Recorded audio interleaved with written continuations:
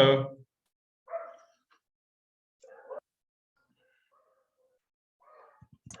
Can you hear me, Oswin?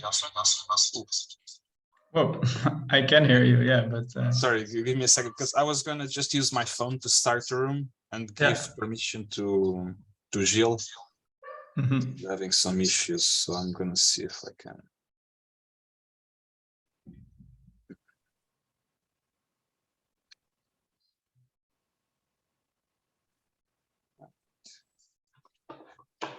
Yes, sorry that you have to do it in person. I've been sorry through Zoom, because we've been doing mostly in person, but because Gilles was the host and he had to leave. Yeah, no, it's fine. Yeah, I just thought I'd see if it's still possible, but if not, I'm gonna. Can you talk? I don't think I can hear you. You cannot hear me? Right now? Can you hear me now? Yeah, my earphones weren't plugged in. That's Ah, okay. That makes sense. Give me 1 second. I'm just gonna call Gilles. Yeah.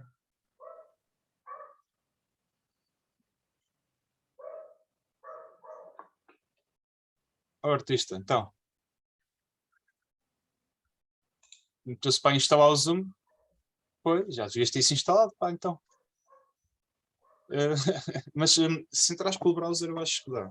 Experimenta e eu passo. Yeah, mas isto por mensagem vai demorar muito tempo e eu ainda não fui almoçar. Estou cheio de fome.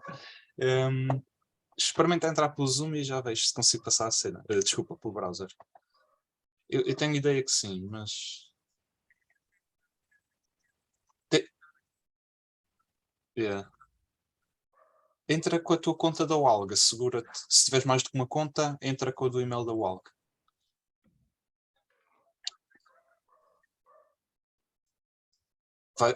Vais entrar sempre.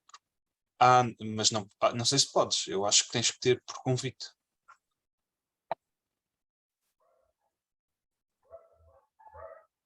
Mas eu por acaso não me lembro agora de como é que estão as settings. Não os consigo confirmar. Yeah, já estás aqui. É porque houve uma altura em que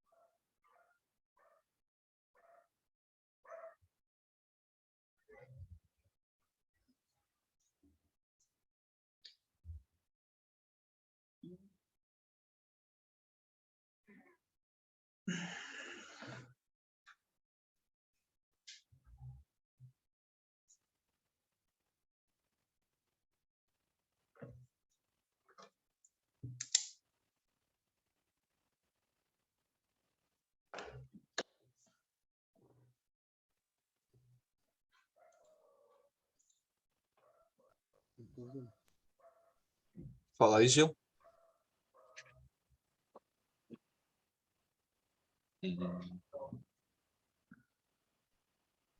Oswin? Hello? Okay. Yeah. I can hear you now, Gil. Can you hear me? Okay. Mm-hmm. Because the internet here is not that great, so. If it gets too bad, you can. Since the morning. I think you can turn off the video. Oh, great. Now, Gilles? It's better. Yes, I think if you turn off the video, it's going to be better. It's better? Can you hear me? Yep. Yeah. All right. So, Gilles, you're the host now. I'm going to be listening, but I'm going to be on my phone eating lunch. So I don't think you guys need me for anything. So I just need to be able to share my screen. That's all. Yeah, Gilles will be able to give you permission for that because I gave away my away my host powers. So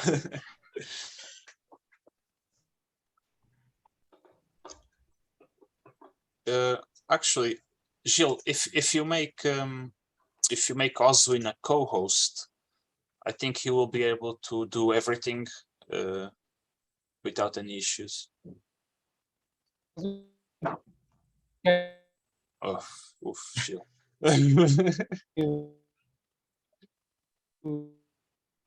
Gilles, no. I cannot hear you. Can you go to a place with better internet?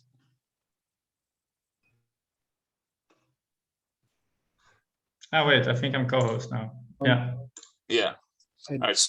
So To go to Yeah, so this should be it. share screen. All right. So You cannot hear me? Oh, the internet here it's at full, so So now okay, it's yeah. better. Now but it now it's wasn't. much better. Yeah. Yeah. You just need like 2 minutes to say who Oswin is and what he does. it will be a challenge. After that, internet Okay. can go awful. Okay. All right. Well, then I think everything is set up. If you have any issue, call me. But like I said, I'm gonna be listening to most of it through Zoom, so I should be able to Yeah. realize if something happens. All right. Good luck, Oswin. Thanks.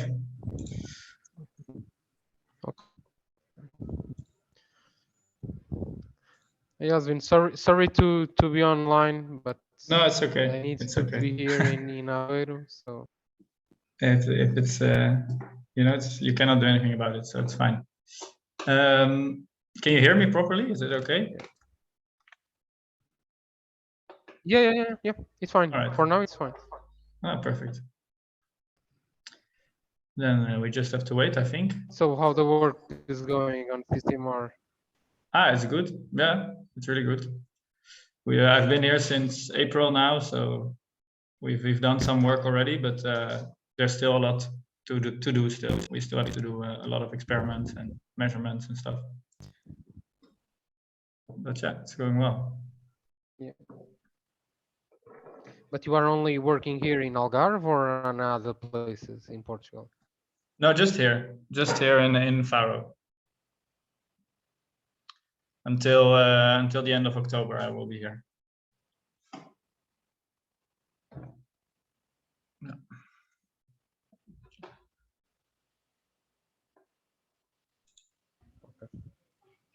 And then you go back to Netherlands. Yeah. Then, well, maybe I will stay here. That depends if I get a job or not. But then I will be done with my studies, so I will need to find a place to work in the Netherlands or here or wherever. There's many options.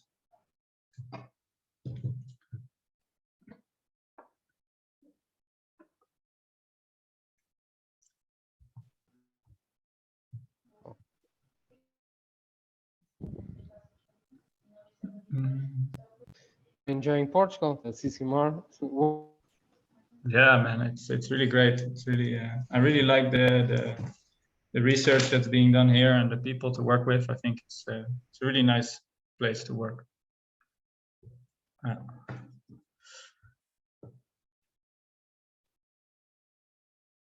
But you're not at CCMAR right now, or?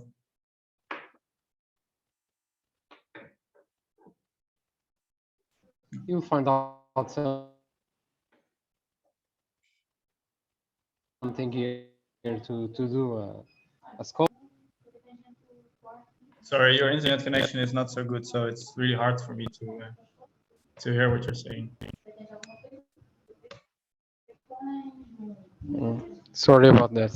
No, no problem. But the internet connection here, I'm not sure what's happening. But it's just today. Yesterday, everything was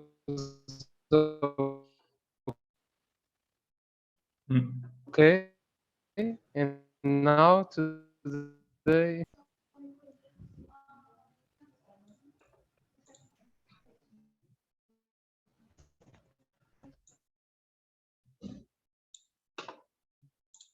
Oh, 12, 1:35.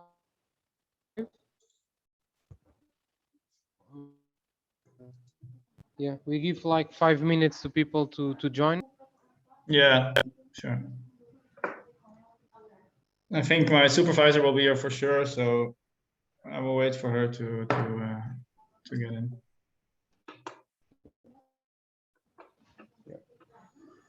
Marcio is back. It's on the way. Is there an issue? No, So far, we're so just good. waiting. All right. Then I'm gonna Just- mute myself so I don't. Just Yeah. my connection it's terrible, but okay.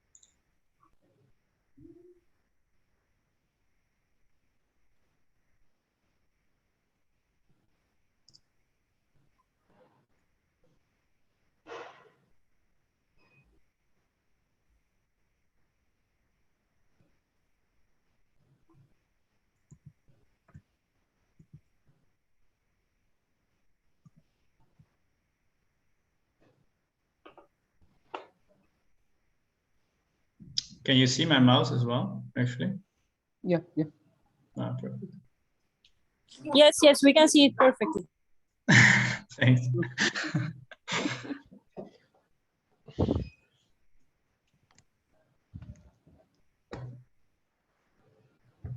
So we just wait a little bit longer for people to arrive. Yeah, at least 5 minutes. Yeah. Yeah.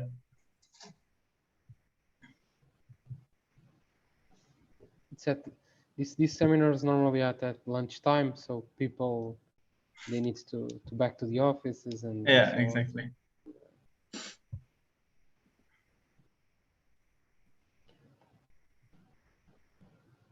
But then at the end, if you want to do a new CCMAR seminar presential, you can do it.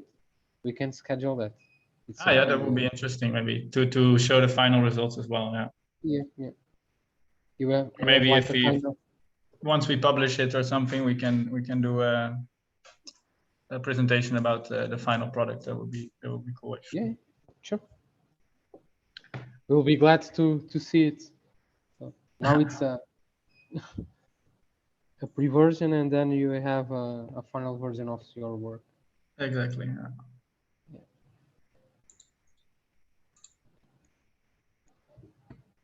But you are doing the masters here in another institute, or just in Portugal?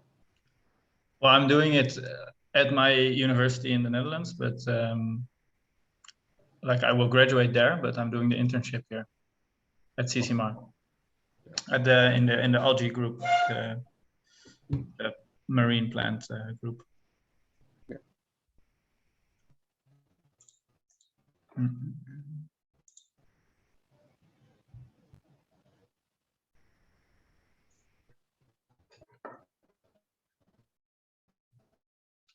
That was obvious to me. Yeah, must be.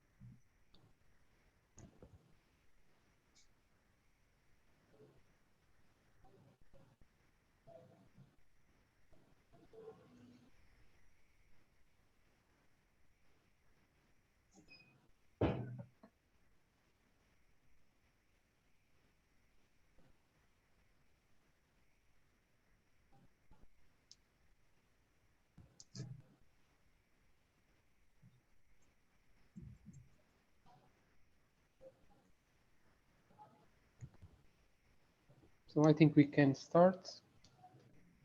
Welcome to a new CCMAR seminar. Today we have Oswin van der Scheer, which is an aquatic ecologist, and he is doing his master thesis here at CCMAR in the algae research group, and he's working on the greenhouse gas fluxes in seagrass silos.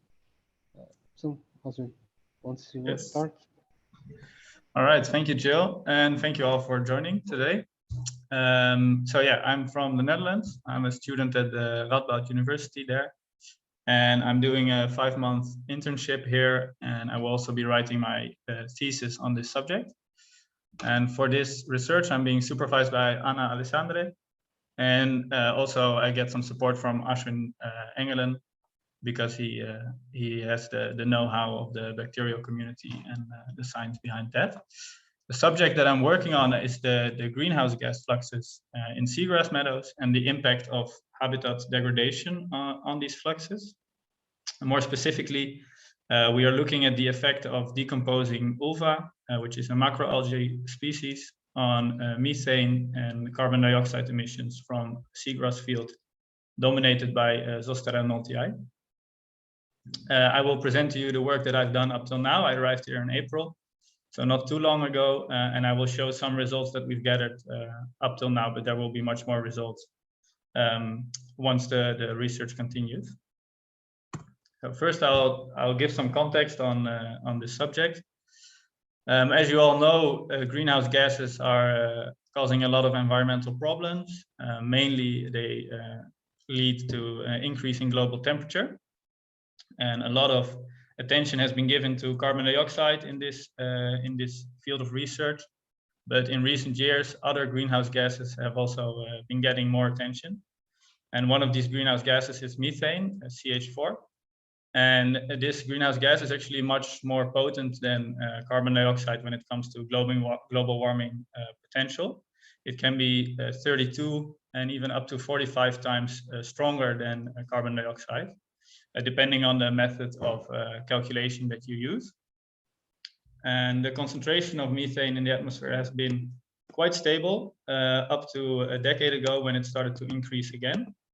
And this is a problematic trend, because this can lead to more global warming and more of the associated problems.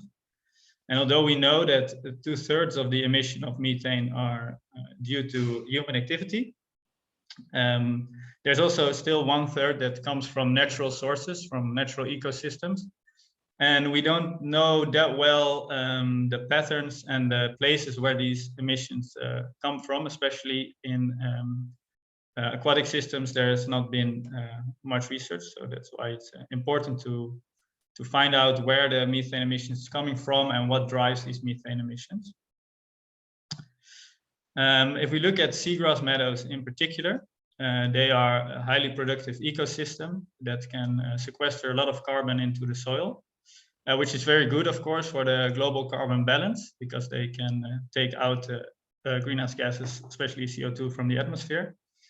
But this also creates a sediment that is very rich in organic matter. And this sediment that is rich in organic matter is an ideal sediment for methane producing bacteria, especially since the sediment in a seagrass field is often anoxic, so there's a lack of oxygen, which favors methane producing bacteria. On top of that, during photosynthesis, seagrasses produce a lot of labile organic carbon, which is a very good substrate for methanogenic bacteria to produce methane. And if you look at the table on the right, this is from a review paper that looked at methane emissions from vegetated coastal ecosystems, so mangroves, salt marshes, and seagrass fields. They found that the methane emission from seagrass fields could increase the global marine methane budget with up to 11.4%. So this is quite a substantial factor in methane emission from natural systems. Yet there has been very little research on it. In this very recent review, only 8 papers were found that actually mention methane fluxes from seagrass fields. And there's very little known about what drives these methane fluxes. So that's why we want to put some more research into that. On top of that, studies have found that adverse human impacts can increase the emission of methane from different ecosystems up to 1 to 2 orders of magnitude. So they can have a huge impact on the methane emissions. And one of these adverse human impacts that's happening in coastal ecosystems is coastal eutrophication. So this means that there are nutrients that are leaching into coastal ecosystems due to agricultural runoff, for example, or sewage runoff. And this abundance of nutrients in this ecosystem can cause macroalgal blooms. So these macroalgae, they start to grow a lot when there's more nutrients, and they can form a bloom. And as you can see in the image here, in the eutrophic state, this bloom can cause huge mats of macroalgae that cover the seagrasses and cause seagrass die-off. But on top of that, when the macroalgae die after a while, you have these huge piles of macroalgae on the coast and in the seagrass fields that start to decompose. And this decomposing of macroalgae creates another source of labile organic carbon, which could, in theory, increase methanogenesis because it creates more substrate for methanogenic bacteria. And you have different types of macroalgal blooms. So you have green tides and brown tides, depending on the type of macroalgae that are blooming. And in this research, we looked at green tides of the species of ulva, which is also happening here in the Ria Formosa in Faro, especially in spring times. And worldwide, the occurrence of green tides has increased in the last few years due to human impacts. On top of that, I want to highlight a different paper that by Baumann and his colleagues. That's a research that they did in 2015. And they did it here in the Ria Formosa as well. And they actually looked specifically at the methane and carbon dioxide emissions from a field of Zosteranol TI. So it's very similar to what we are doing here. They looked at it in a field setting. We will be looking at it in a controlled setting. And they mainly looked at the effect of light and the tidal cycle on the methane emission. And if you look at the graph on the right, you can see the blue bands. This means that the seagrass field is underwater, and the green bands means that the seagrass fields are exposed to air. And you see that the methane emission greatly increases during submersion and remains relatively stable during exposure. But there's a huge increase every time the new tide comes in. Well, this is a very interesting result, and we would like to continue on these results by identifying more important drivers for methane emission, and on top of that, simulate the effects of a macroalgal bloom, as I described before. So to do that, our aim of the research is to evaluate the role of seagrass meadows for the fluxes of methane and CO2. To find an answer to that, we will compare seagrass with bare sediment. And we also want to assess the impact of disturbed meadows versus non-disturbed meadows. So we will look at seagrass only versus seagrass with added macroalgae to simulate the algae bloom. Well, we want to do this. We have been doing this in a controlled setting, so in a mesocosm experiment. So we're not measuring in the field, but we're measuring in a controlled experiment. And for this, we have 4 treatments. So one treatment is bare sediment, it's like a control treatment. One treatment is bare sediment with added algae. So we added dried ulva, which is a macroalgae. And then we have a treatment which has seagrass, and a treatment with seagrass and algae. So this way we can control for all the different effects. And we will measure the fluxes of CO2 and methane during the day, so in the light, and also a little bit in the dark, to see the effect of the day and night cycle. We will be doing 2 experiments. One we have already done. Just 2 weeks ago, we finished it to simulate the spring situation. And then we will do one again at the end of July, beginning of August, to simulate a summer seasonal variation. And on top of that, we will also do a low tide experiment. So during all the other experiments, the seagrasses are submerged underwater. But we also do one experiment where we take the water out of the mesocosms to see what the effect will be if there's no water. So to test all of this, we use mesocosms, as you can see on the picture here. The mesocosms are made out of pots of a 20 centimeter diameter, and the pots are filled with sediment cores from the Ria Formosa and from a field of Sosteronotii very close to the research station. The pots are slightly submerged, like I said, so about 6 centimeters of water remains on top. And it's an open system outside, and the pots are constantly replenished with fresh seawater with a flux of 250 milliliters per minute.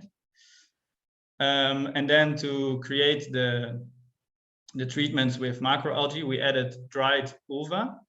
We dried it because this way it will decompose faster and can simulate the effect of a macroalgal bloom and the dead macroalgae that are left behind after such a bloom, in a way that we can measure the actual effect.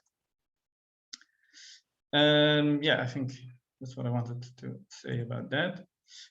Okay, and then to do the measurement, so here you have the pots on the right and mesocosms, and to measure the fluxes of methane and carbon dioxide, we used a static chamber, which you can see here. This is a transparent chamber that we put into the sediment of the pot, whether there's seagrass or not, we put it into the sediment. And then this chamber gets an influx of air and an outflux of air that goes into this machine, which is a portable greenhouse gas analyzer. And this constantly measures the concentration of methane and carbon dioxide. And then we do this in one pot for about 20 minutes until we can see a steady increase or decrease, whatever is happening, of these 2 gases. And after these 20 minutes, sometimes it takes a bit longer, a bit shorter, we move the static chamber to the next mesocosm. And we keep doing this during the entire day, so we get multiple measurements of each mesocosm throughout the day with different light intensities and different temperatures.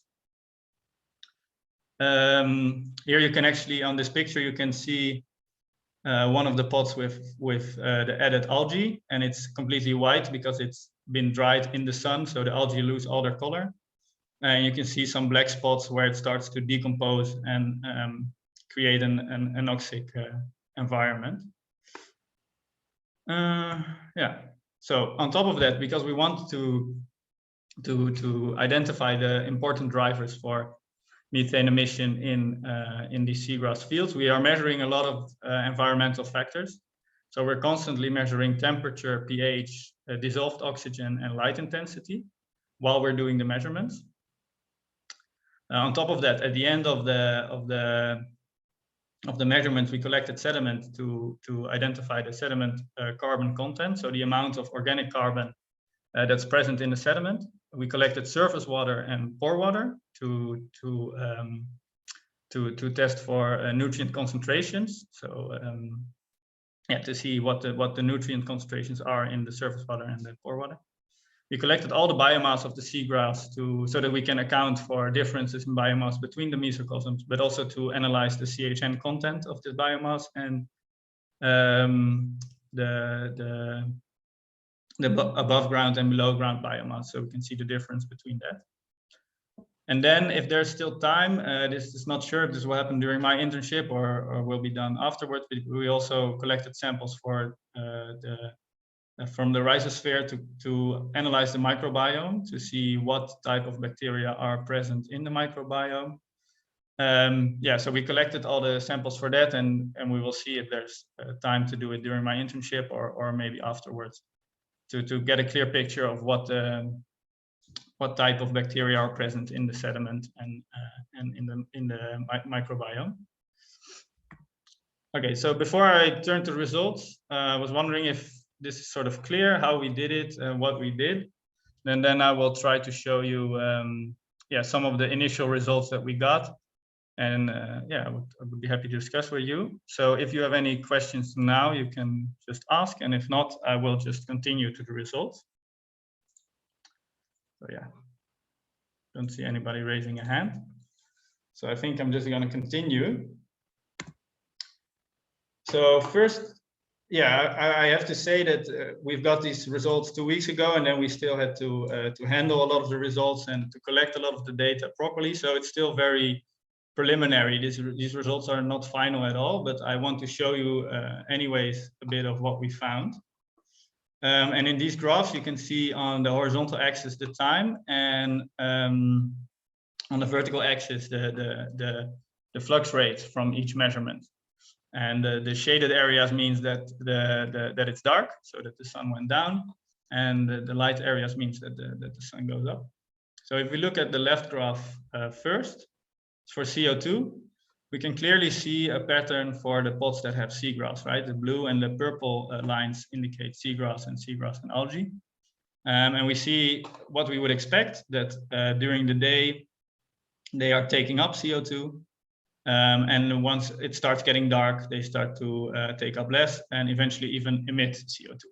So this is good to see that they are behaving like we would expect.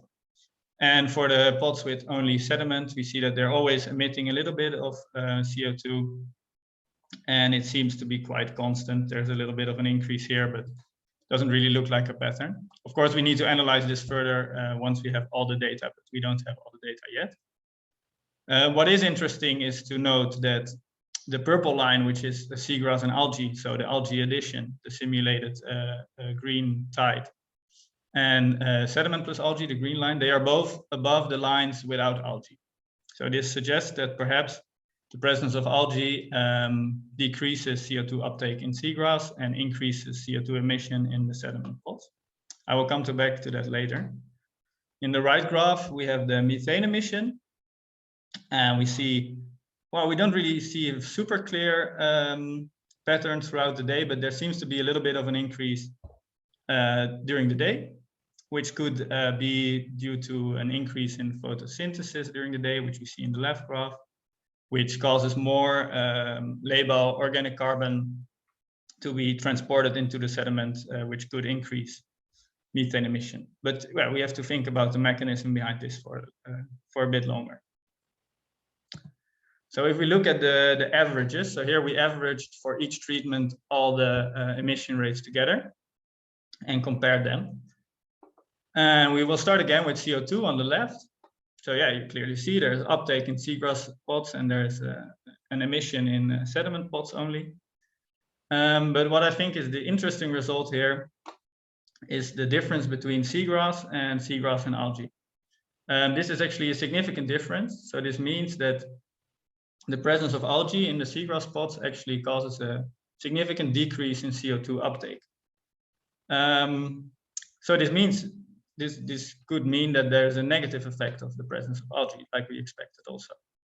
The difference between the sediment and algae is not significant, so there it doesn't have a significant effect, although there seems to be a small difference. If we look at the methane emission values, we see again sediment has a quite low methane emission, like we would expect. It's the control. Once you add algae, it actually significantly increases the methane emission. Then you have the seagrass, which is roughly similar to the sediment and algae pot. It's not a significant difference.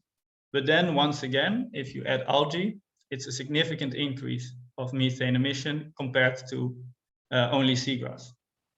So this is very striking because this does definitely indicate that the difference that we see in this graph is actually a significant difference.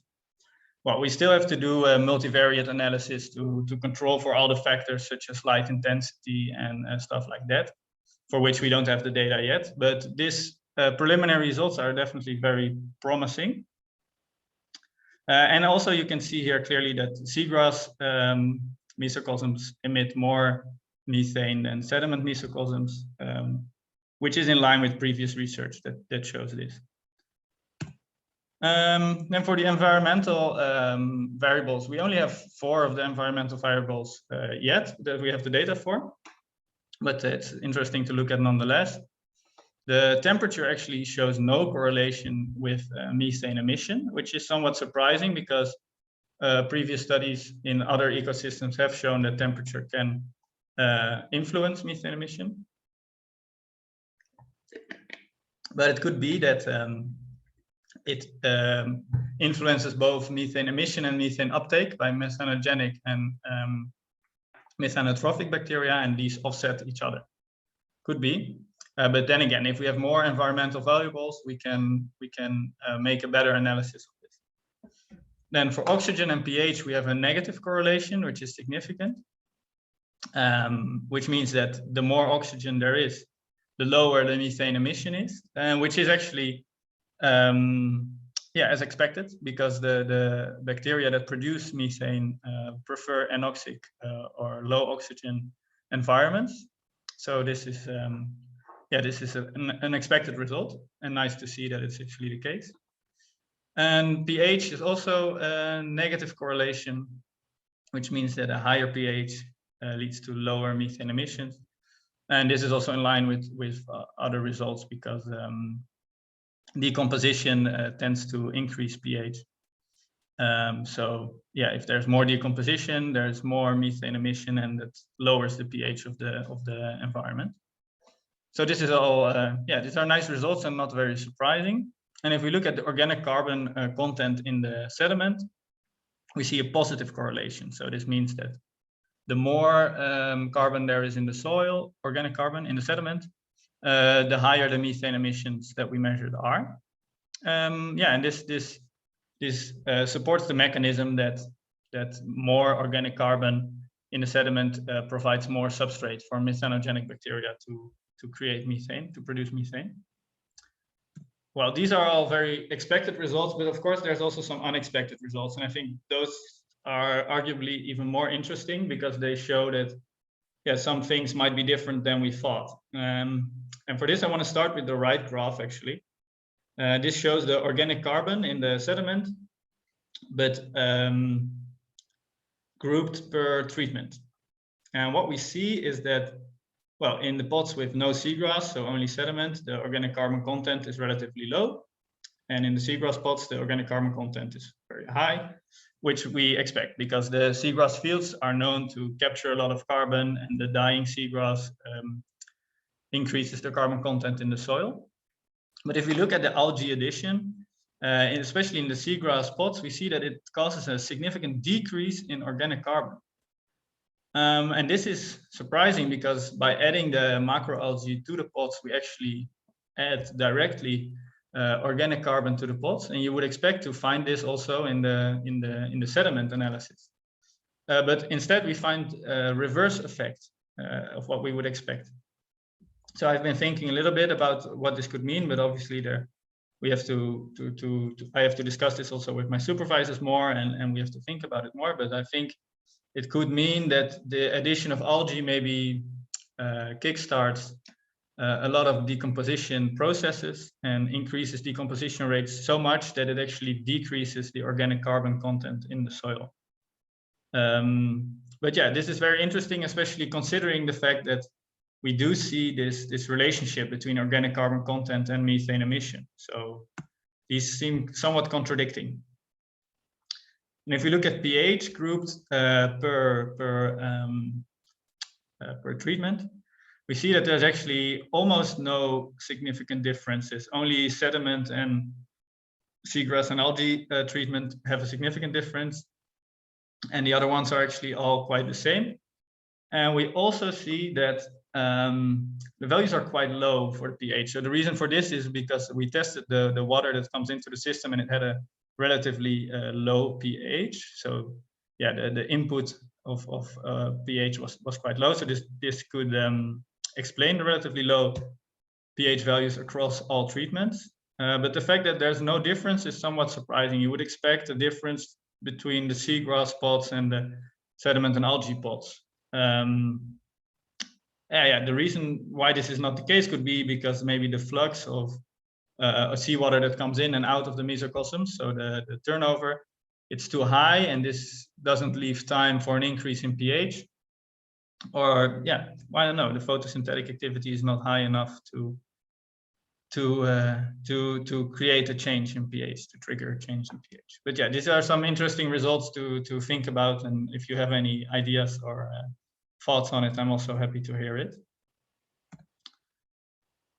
Then in general, if we look at the methane emission flux rates in our experiment that you can see here in this column, we can see that they are relatively low. Wait a second. So the median flux of our experiment was 18.5 micromolar per square meter per day. And if we look at the review paper that reviewed multiple studies in seagrass fields, they had a median that's much higher. That's almost more than 3 times as high.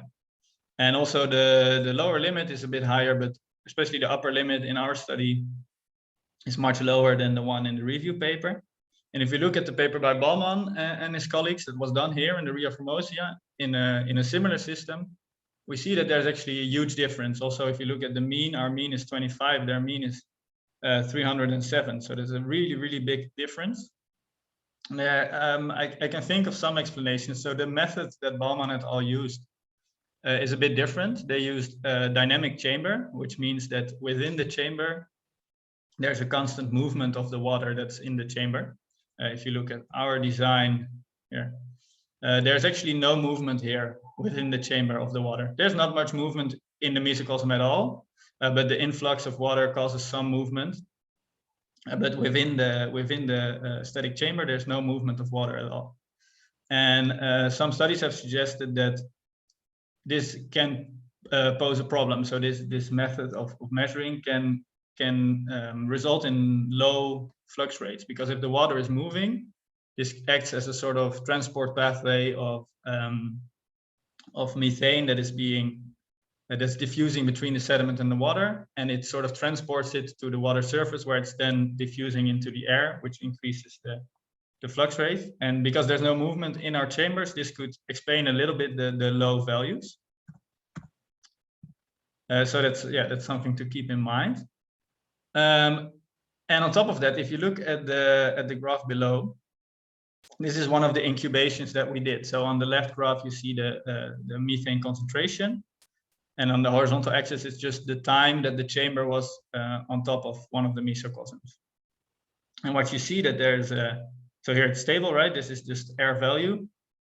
And then there's a really sudden big increase. And then it looks almost stable again. So this part where it looks almost stable again, it's actually increasing. And this is the part where we use as the flux, because this is the sustained flux in the mesocosm. So the constant increase in methane concentration that is due to emission from the seagrass field. But because we use this value, we ignore this sudden increase.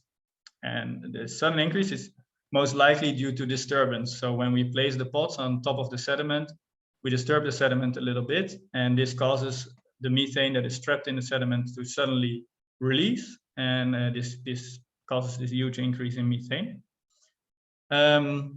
But if you have the water moving within the chamber, like Baumann et al. Have, they probably cause some disturbances as well, which causes this trapped methane in the sediment to be released. And I would think that they probably included this more sudden increase of methane in their measurements. So we still have to think a little bit about what we do with these sudden increases, because if you try to infer a flux rate including this sudden increase, you have a very poor fit, because the increase is very unstable and not very constant. But it is, and also you would never know if this methane would have been released if you didn't disturb the sediment like we do with the placing of the chamber. So this yeah, is something that we have to think about how we report these values, because they are significant. Like that, these are important emissions, although they do not contribute to the constant flux of methane. All right, then yeah, so like I said, there's a lot of results that we do not have yet. So we still need the data for the light availability, which will probably influence a lot the other environmental variables, because a lot of the processes depend on photosynthesis, and this depends on light availability. And we still need the nutrient data, CHN data, biomass data, and microbiome data, which could help explain a little bit the processes that we observe. Then we have already done the low tide experiment, so where we took out the water of the mesocosms and then measured the fluxes in the same way, but we still need to analyze the data and work with the data a little bit more. And then, of course, there will be much more data once we have done the summer experiment in August. This will yield, yeah, much more data, much more information that we can use to identify these drivers. So yeah, this is what I can show up to now, because this is all we have now. But I thank you all for listening, and if you have any questions on how we did it or what the results mean or any suggestions, I would be very happy to hear it from you. Thank you.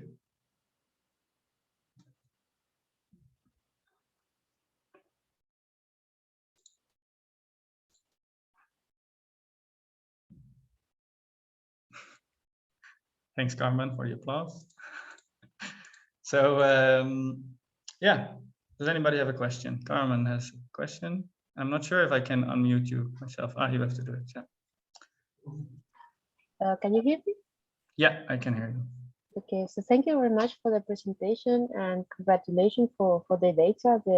They really look promising, as you said. Thank you. I have just, I mean, I'm going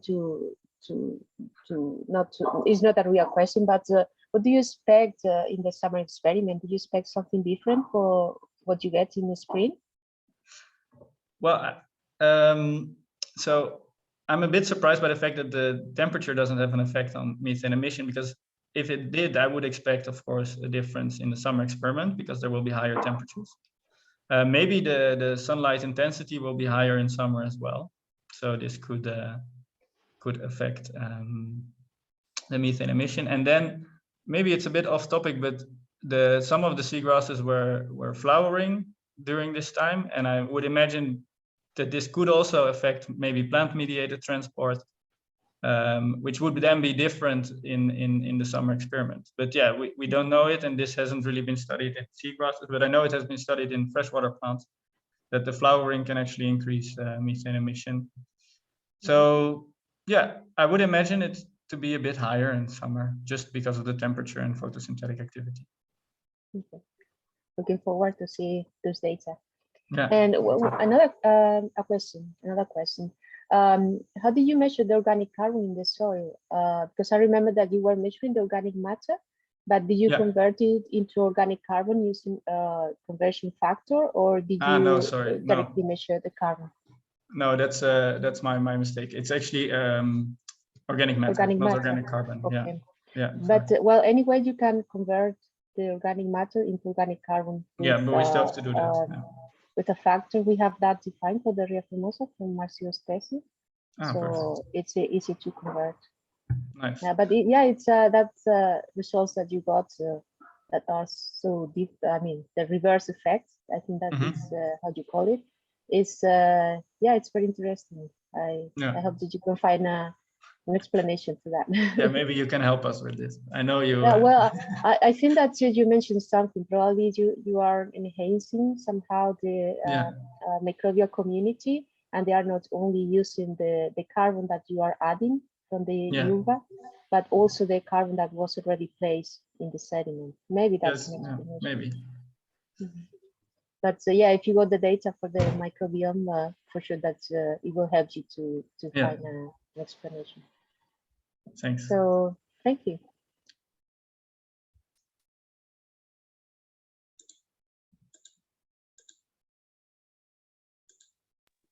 If no one else has any questions, I guess I'll ask one. Yeah. I missed a little bit of your seminar, but when you were discussing the organic matter in the soil, Yeah. did you measure the values before and after the experiment, or only the values after? Well, we have some control measurements that we did in the Rio Formosa. So in the natural environment where we took the course. This we did before the experiment, but I haven't really looked at this data yet because I thought, well, the bare sediment acts already as a sort of control because there isn't anything added to it. But maybe the mesocosm setup in itself can influence the organic carbon. I don't know. Do you have an idea about this? No, I was just asking because you were comparing the sedimentary carbon in all the treatments, and I was just going to warn you that you have to be a little careful with that because there's a lot of natural variation, and if you didn't measure before and after to see if there was a change, you have to be very careful comparing just the final values because in a lot of the cores, the values might have been higher before you started the experiment. Okay, yeah. Even inside the same treatments. I'm not sure if I make myself clear. Yeah, I think I understand what you mean. So even within one treatment, the variation can be very big. Very big, yes. And if you want to see if the treatment affects the carbon contents in the soil, my suggestion would be to measure before and after the experiment, and then compare the changes in carbon. Yeah, okay, but like I said, we have collected, when we collected the cores, we also did a sediment analysis from the area where we collected the cores, but still there could be large variation within the cores, of course. Yeah, and unless it was right next to it, there can be a lot of variation, Yeah. It's not important, but just something that might be nice if you want to look into that later on. Yeah, thanks a lot. That's a good addition. And we will do the experiment again in summer, so we can actually change some things that we learn along the way. That's the nice thing. So yeah, if there are no more questions, or if you find a question later, you can always send me an email. Oswin. Hey. Hi. Manuel here. Sorry, I was a bit late. I didn't find the link, but I lost your introduction, so I'm a bit out of context. But yeah, very nice results. Really, really interesting. Thanks. I would like to. I would like to comment a result that I found very interesting, and if you have to explain, I found very interesting that the effect of algae presence was the same on bare sediment and in seagrass beds. So yeah, I wanted to ask you, like, did seagrass die when it was covered by algae? Did it start decomposing? Because I start to think, oh, what happened to photosynthesis and respiration of seagrasses? How did it didn't affect the fluxes? So you mean that the CO2 flux in the and the methane flux, both like if you see the variation of the fluxes when you add algae, the variation was the same, like if there was seagrass or not. So meaning that the effect of algae was the same. So how seagrass didn't have a central role in like offsetting this effect or something? Yeah. Well, I think for methane, the reason would be that in the seagrass fields there is already the methanogenic bacteria present, even if you don't add the algae. So adding the algae will just increase the methane production. Whereas in the sediment there, I think it would be a similar process. But it's an interesting question, but I think seagrass actually increases the methane production. So it's not really offsetting it. For CO2, I think it's would be more expected that the effect would be smaller in the seagrass fields because the seagrass is obviously taking up CO2. Yeah. But when you cover it with algae, then let's say photosynthesis is decreased and then you only have respiration of seagrass. So I would expect like a higher emission of CO2 in a seagrass bed covered with algae than a bare sediment covered with algae. This has to do with the method, I think, because we didn't cover the seagrass with algae, but we sort of put the algae between the seagrass so that it's more in contact with the sediment. Okay. So it's more of an addition of dried algae to the sediment than covering the seagrass with algae. So this, now I understand your question. So the seagrass didn't die, like it? No, that wasn't the idea. The idea was not to see what happens if the seagrass dies, but to see what happens if the nutrients from the decomposing algae enter the sediment. Oh, right. Okay. Yeah. Congratulations and thank you. Thanks.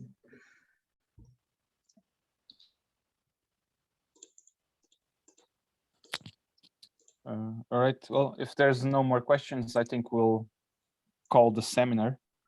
Yeah. Thank you very much for taking your time to do this presentation, and thank you to everyone who took time of the day to join it. And good luck with the rest of your thesis work. Thanks, and thank everyone for joining. Thank you, Oswin. Bye. Bye.